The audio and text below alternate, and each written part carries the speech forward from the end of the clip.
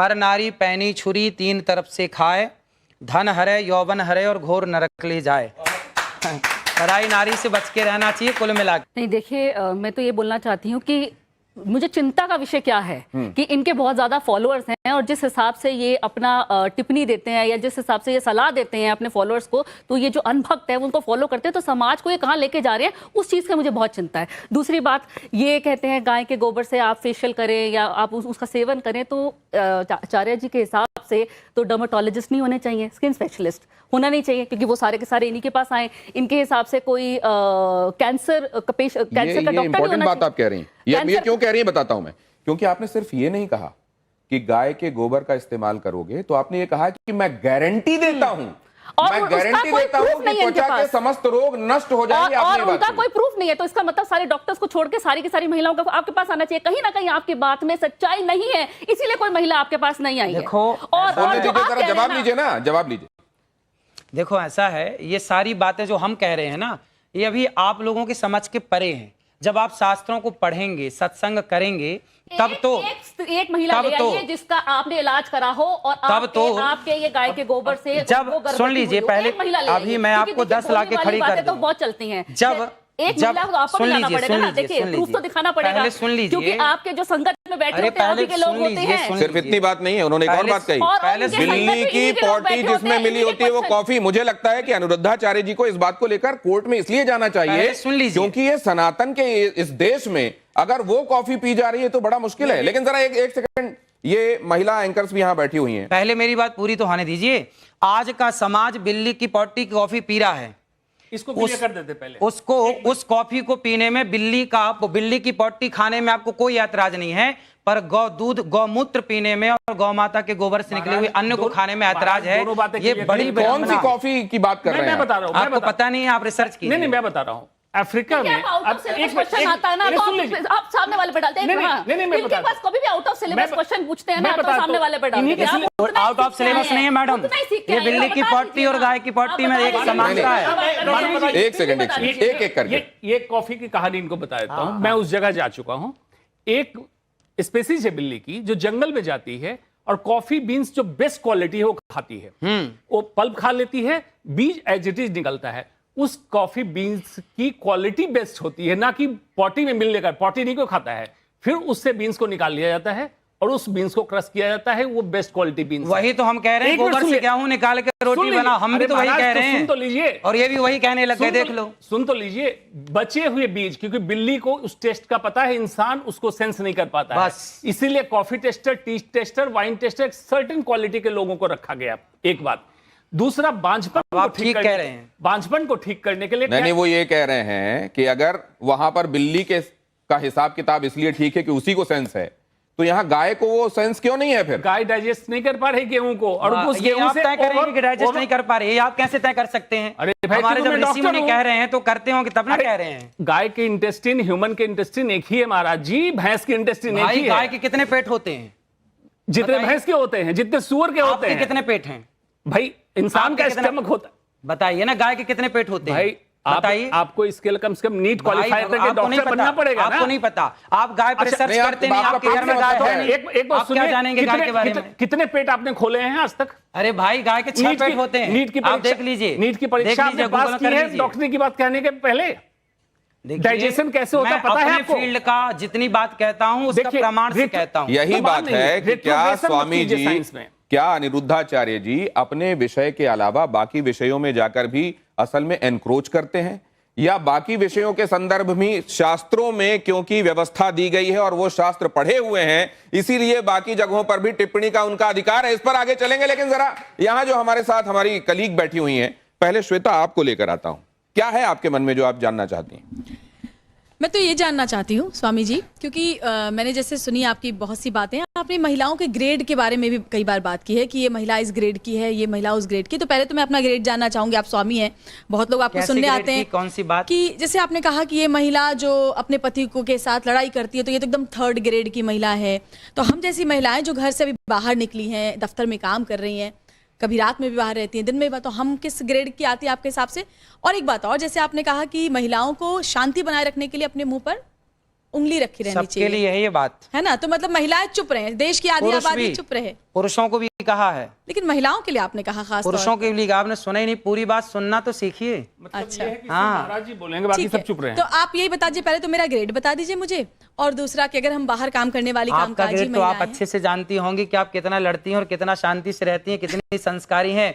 आपका संस्कार आपको पता होगा, वही ग्रेड निश्चित कर देगा कि आपका हैं, तो ग्रेड क्या आप है। ग्रेड कैसे डिसाइड करते हैं महिलाओं की? भाई मैं नहीं बोलने करता, वाली महिलाएं 3rd ग्रेड की, कम बोलने वाली उससे ऊपर, ना, ना, ऐसे कुछ ऐसा कोई प्रूफ है तो बताइए। और जो महिला गूंगी हो वो तो नंबर अनिरुद्धाचार्य जी का कहना है कि आप अपने स्वभाव का विश्लेषण खुद कीजिए। आप कितना दूसरों से झगड़ते हैं, कितना शांत रहते हैं, कितना सामंजस्य बिठा पाते हैं, और उस हिसाब से अपना ग्रेड तय कीजिए। श्वेता, आपका सिर्फ महिलाओं के लिए। पुरुषों के लिए श्वेता भी है। भट्टाचार्य। स्वामी जी, मैं अभी मुझे एक शो करने भी जाना है, तो मैं अच्छा हुआ आप सवाल पूछने आ गए। मैं नौकरी करती हूँ, रात के 12 बजे यहाँ से कैब मिलेगी, मैं 1 बजे घर पहुँचूंगी। मेरा 7 साल का बच्चा है, हनुमान चालीसा का पाठ कर लेता है मंगलवार और शनिवार। वो सारे भगवान की पूजा जानता है, वो जानता है कि गणेश की पूजा पहले होती है, और वो पूरी कहानियां जानता है। वो अपने माँ बाप की भी इज्जत करता है, और यहाँ बैठे किसी को भी वंदे मातरम पूरा नहीं याद होगा। मेरा बेटा पूरा संस्कृत में वो याद रखा है। आपने कहा नौकरी करना ही नहीं चाहिए महिलाओं को, क्योंकि उन्हें घर कैसे संभालेंगे, संस्कार कैसे देंगे, आप डिसाइड करेंगे। सर, आपका एक बड़ा तबका है जो आपको फॉलो करता है, आप उनको, मतलब मेरी जैसी महिलाएं तो बिल्कुल, आपका वो वीडियो देख के मुझे तो उदास हो जाना चाहिए कि मैं अपने बच्चे को क्या सीख दे पा रही हूं, जवाब ले क्या लीजिए, नहीं। जवाब ले लीजिए।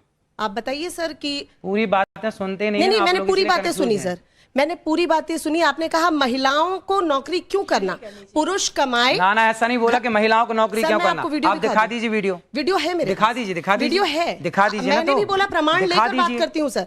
हम न्यूज़ दिखा वाले दीजिए हैं। ना तो, हम तो सुन रहे हैं, वो लाइए। वीडियो मैं आपको बकायदा भेजूंगी सर, अभी दिखा दो। जिसमें आप ये कह रहे हैं कि महिलाओं को नौकरी करने की जरूरत क्या है, पुरुष ना, ना, कमा ना। रहा है। और आपने जो बात आपने कही, ये बात गलत अगर कही। उनका वही कहना होता जो आप कह रही हैं, तो वो कहते हैं हाँ मैंने ये कहा है। वो कह रहे हैं मेरा मतलब कुछ और है, तो सुन लीजिए उनसे वो क्या ऐसा कहना है। है। एक आपके सेकंड, कहने का मतलब, एक सेकंड। एक महिला ने मेरे से सवाल किया, एक महिला ने मेरे से सवाल किया। अब देखो आप लोग पूरी बात ना प्रमाण के साथ, होमवर्क पूरा नहीं है आपका आज। एक महिला ने मेरे से सवाल किया कि महाराज जी मैं नौकरी करना चाहती हूँ। मैंने कहा पति क्या करते हैं? बोले बिजनेसमैन हैं। मैंने कहा बेटा यदि पति बिजनेसमैन हैं तो फिर आपको नौकरी करने की क्या जरूरत है? यदि पति बिजनेसमैन ना हो, पति कुछ ना कर रहा हो, एक सेकंड, टोकिए मत, सुन लीजिए, है ना। पहला उसने कहा कि पति बिजनेस, मैंने कहा कि यदि बिजनेसमैन है तो आपको जरूरत नहीं है।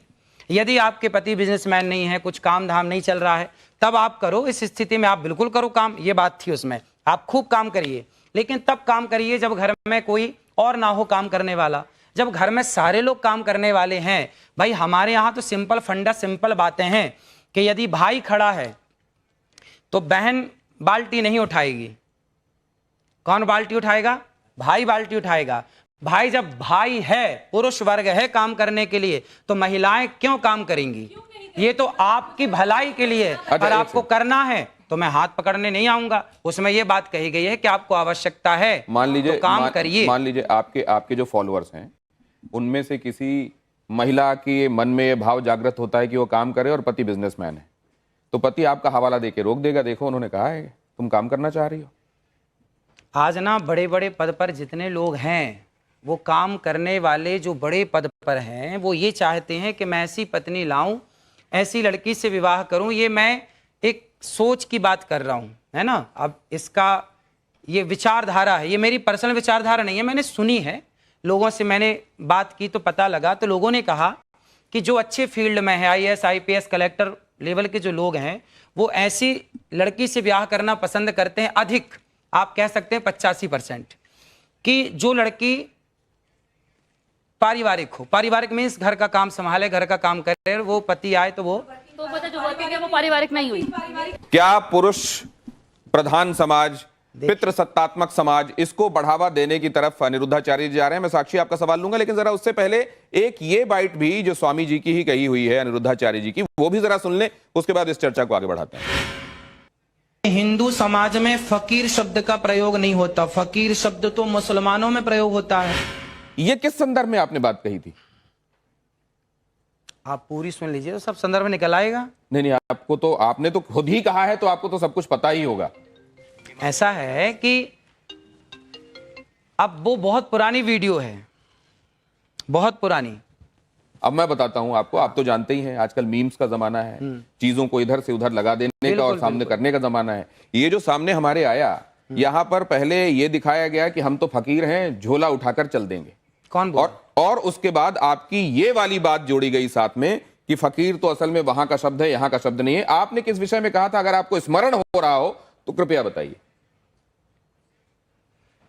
देखो, हमारे यहाँ नहीं है, इस फकीर शब्द का प्रयोग नहीं होता, इसलिए मैंने बोला। किसी ने पूछा होगा कि फकीर कहाँ का है, तो मैंने बोला होगा भाई फकीर शब्द का प्रयोग हमारे यहाँ नहीं होता। अच्छा, सोनाक्षी, मैं आपसे ये पूछना चाहती हूँ, आजकल ज़्यादातर जैसे हम समाज में देख रहे हैं, शादीशुदा लोग एक ही छत के नीचे रहते हैं पर उनकी आपस में बनती नहीं है। ऐसे मेरे बहुत लोग जानने वाले हैं, तो उनके लिए आप क्या सुझाव देंगे?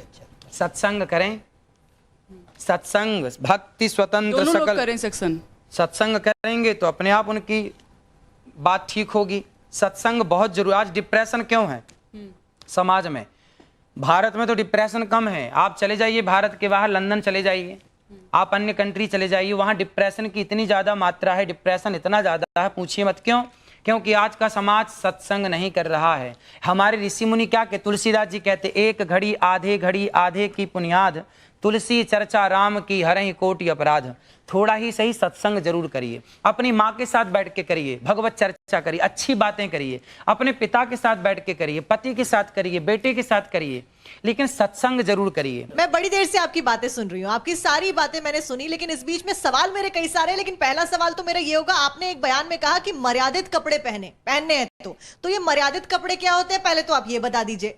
दूसरी चीज, आपने शुरुआत करी हमने गोबर के साथ में कि उससे सुंदर होते हैं, तो क्या आप शैम्पू और साबुन का उपयोग नहीं करते हैं? मैं और क्या आप गोबर का उपयोग करते हैं? और अगर गोबर का उपयोग करते हैं तो आखिरी बार आपने कब गोबर का उपयोग किया था? और आप तो अमूमन ट्रैवल करते रहते हैं, कथाएं अलग अलग जगह पे होती हैं, ऐसे में क्या आप शुद्ध गाय का गोबर अपने साथ में कैरी करते हैं क्योंकि वो आपको शुद्ध रखता है? मैं अधिकाधिक वृंदावन ही रहता हूँ, मैं बाहर बहुत कम जाता हूँ, 4 महीने 6 महीने में एक बार बाहर जाता हूँ। अधिकाधिक वृंदावन में, और वृंदावन में शुद्ध देसी गाय है 400, अपनी गौशाला है गौरी गोपाल गौशाला।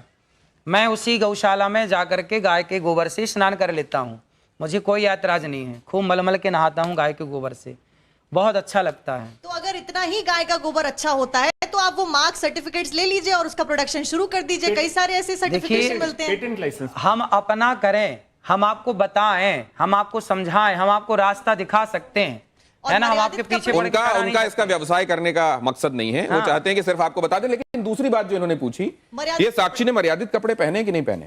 किसके कपड़े मर्यादित लगते हैं? आप पहले बताइए, ये मर्यादित है कि मैं मर्यादित? ये मर्यादित है। तो ये मर्यादित नहीं है, तो फिर तो मैं आपके किसी पैमाने पे सेट ही नहीं बैठती हूँ ना। मैंने मर्यादित कपड़े पहने हैं, मैं बिस्कुट भी खाती हूँ। नहीं, एक सेकंड, आप बिस्किट खाती हैं, आप कुकीज कह के खाती होंगी शायद, इसलिए ठीक है। नहीं, लेकिन क्या यहाँ पे हम मर्यादित और अमर्यादित के हिसाब से कपड़ों को देख के जजमेंट कर सकते हैं अनिरुद्धाचार्य जी? देखो, आप सब खूब भीतर से बात समझ रहे हैं, अब बाहर से ना बोले बोला विषय है। आप इस बात से सहमत हैं या नहीं कि हम जो देखते हैं, छोटा बच्चा आपको आरती करते देखेगा ना, वो भी आरती करेगा।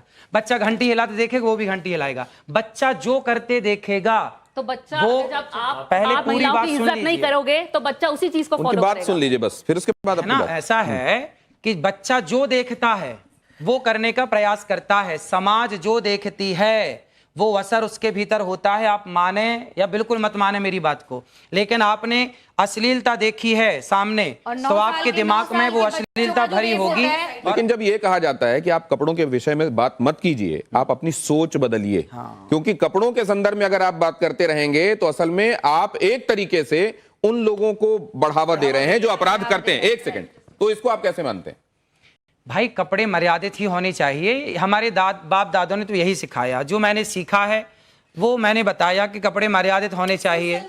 पर लोगों को सूट सलवार और साड़ी मर्यादित कपड़े होते नहीं, हैं। वो जिसमें ढका हो। अनिरुद्धाचार्य जी सीरियल का हवाला दे रहे हैं। उन्होंने बबीता भाभी के बारे में भी बोला कि जेठालाल बबीता भाभी की तरफ आकर्षित क्यों होता है, ये भी आपने बताया था एक जगह। अगर आप कह रहे हैं ना कपड़े ढके हो तो मेरे को तो हिजाब पहन लेना चाहिए, उस हिसाब से हिजाब पहनने की बुर्का जरूरत नहीं है। नहीं, वो तो सबसे ढका हुआ होता आपने अच्छे कपड़े पहने। नहीं, महत्वपूर्ण कपड़े सवाल है। कोई औरत मैंने अगर साड़ी चली पहनी जाए- है, मैं मर्यादित हूँ, लेकिन आपको मेरा बैकग्राउंड नहीं पता। क्या पता मैं रात को पार्टी करती हूँ, क्या पता मैं शराब पीती हूँ, क्या पता मैं घूमती तो हूँ, आप शराब घर ले पीती जाती हैं? हूँ। हाँ, मैं पीती हूँ। बहुत तो अच्छा। मेरे कपड़ों से आप मेरे कैरेक्टर को जज नहीं कर सकते।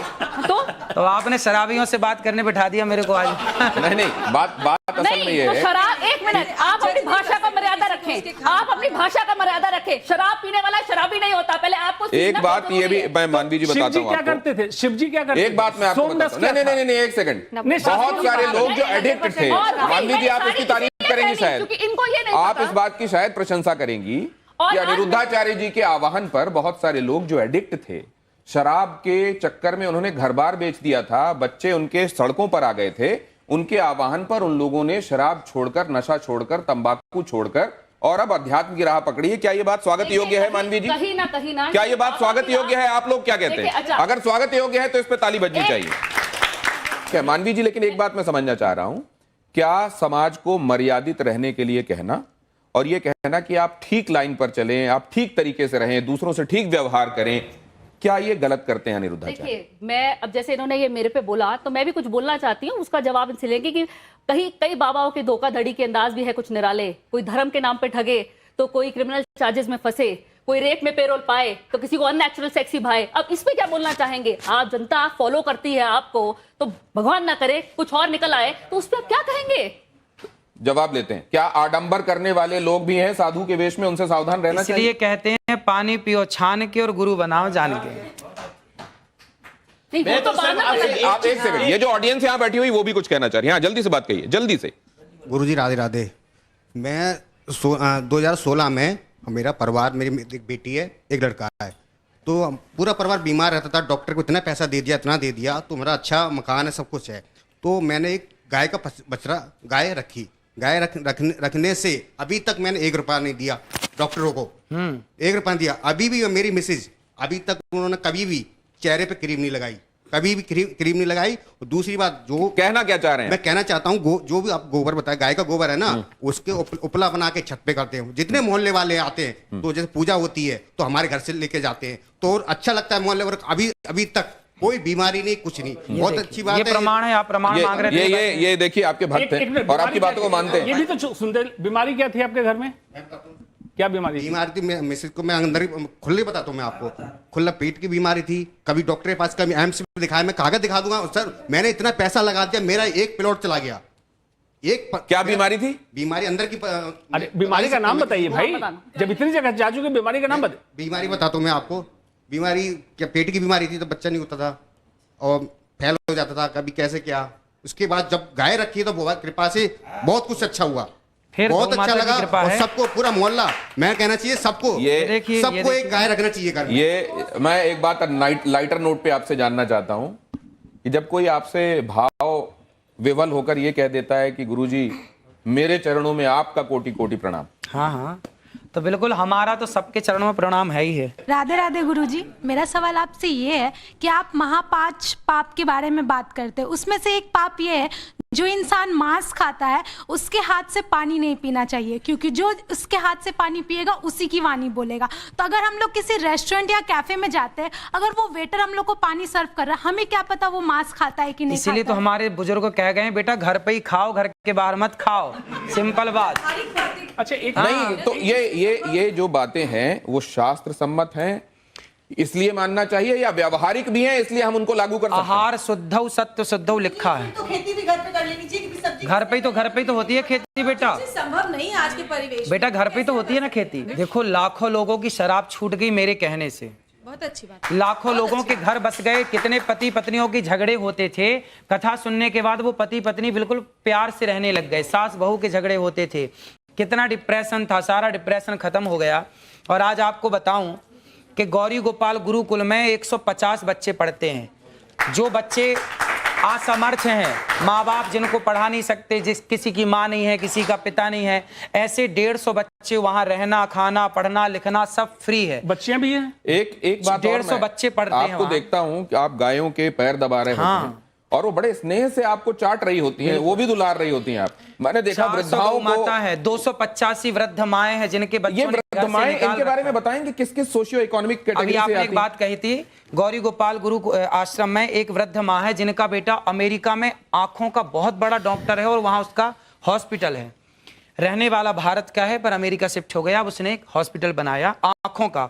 और विडंबना देखिए कि उसकी माँ गौरी गोपाल में रहती है और उस माँ को भी संयोग से आंखों की दिक्कत है। तो अभी मैंने उन माँ का इलाज कराया और अभी उन माँ की आंखें अब ठीक है, थोड़ा मोतियाबिंद हुआ था, कुछ दिक्कत हुई थी, अब ठीक है। आप कई बातों को गानों के माध्यम से लोगों तक पहुंचा देते हैं और कई बार ऐसे गाने जो लोगों के बीच में बड़े प्रचलित और पॉपुलर रहे हैं, वो फिल्मी भी रहे हैं, आप गुनगुना देते हैं। कुछ ऐसा इनके लिए जरा आप कर देंगे? बड़ी देर से आपकी राह सब देख रहे थे, आपको आने में थोड़ा सा टाइम भी लगा। कौन सा गाना सुना दे आप जो सुनाते हो और जिसमें कोई मैसेज हो। इतनी कृपा सांवरे बनाए रखना, इतनी कृपा सांवरे बनाए रखना, मरते दम तक सेवा में लगाए रखना, इतनी कृपा सांवरे बनाए रखना, मरते दम तक सेवा में लगाए रखना,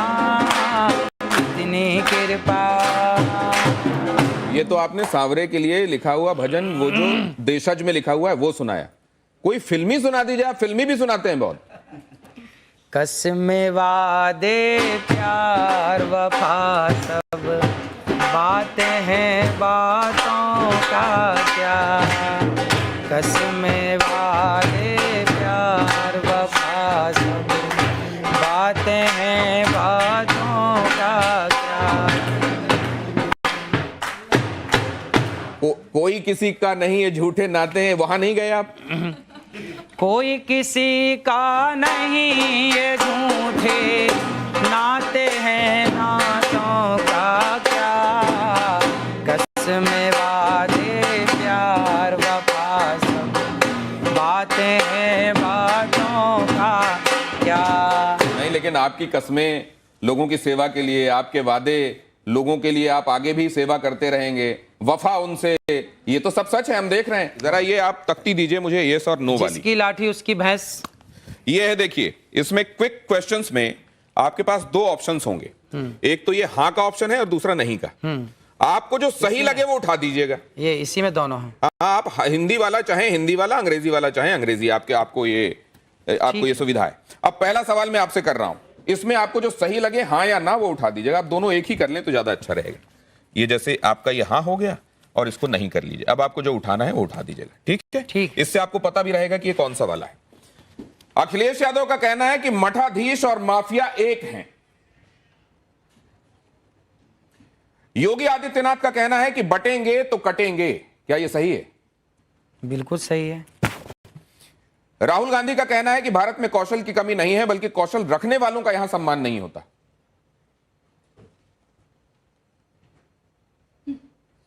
कौशल रखने वालों का सम्मान नहीं होता। भारत में कौशल की कमी नहीं है, बल्कि कौशल रखने वालों का यहां सम्मान मतलब नहीं भारत होता। में योग्यता टैलेंट की कमी नहीं है, पर टैलेंट वालों का सम्मान नहीं होता। ये बात सही है।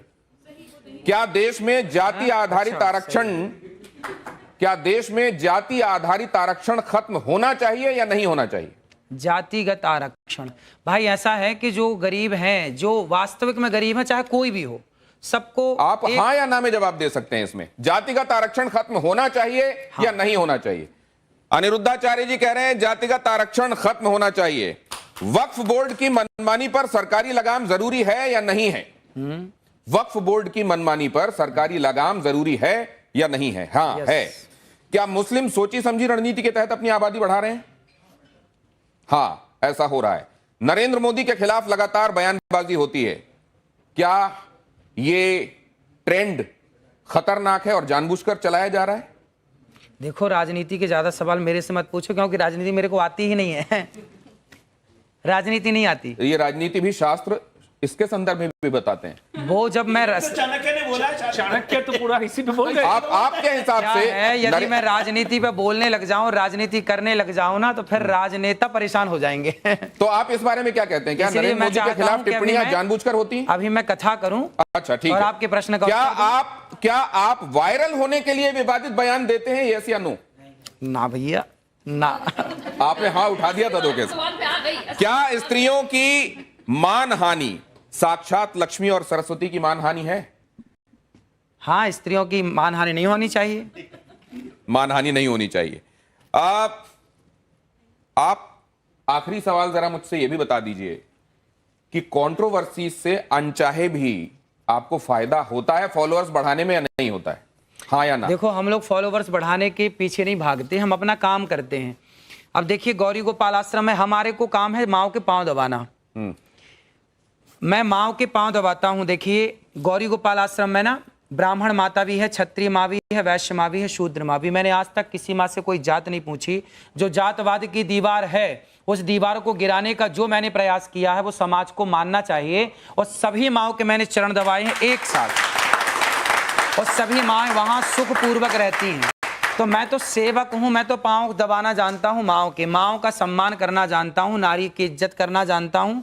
और नारी की इज्जत इसलिए करता हूँ क्योंकि नारी साक्षात लक्ष्मी है।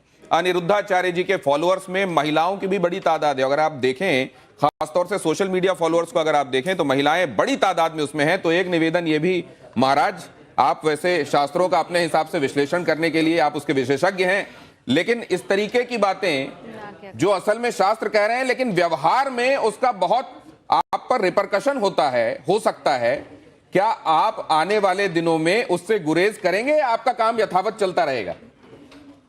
देखिए, हम तो सीधी बात कहते हैं, अच्छी लगे तो अच्छी है, बुरी लगे तो बुरी है। क्या करें, सीधी बात कहने की आदत है। अब जो सीधी बात कहेंगे तो बुरा लगता है कुछ तो लोगों को। सीधी बात हम कहते रहेंगे, जिसको अच्छा लगता है। नो बकवास, ये तो आपने ऐड भी कर दिया असल में किसी का अनजाने। सीधी ये, लेकिन उन्होंने एक वादा किया आज कि आने वाले दिनों में विषय विशेषज्ञों को, जो सब्जेक्ट के एक्सपर्ट होंगे, उनको जरूर अपने साथ बिठाएंगे और उनकी टिप्पणियां भी लिया करेंगे। मुझको लगता है इसी से बहुत सारा समाधान हो जाने वाला है। बहुत धन्यवाद।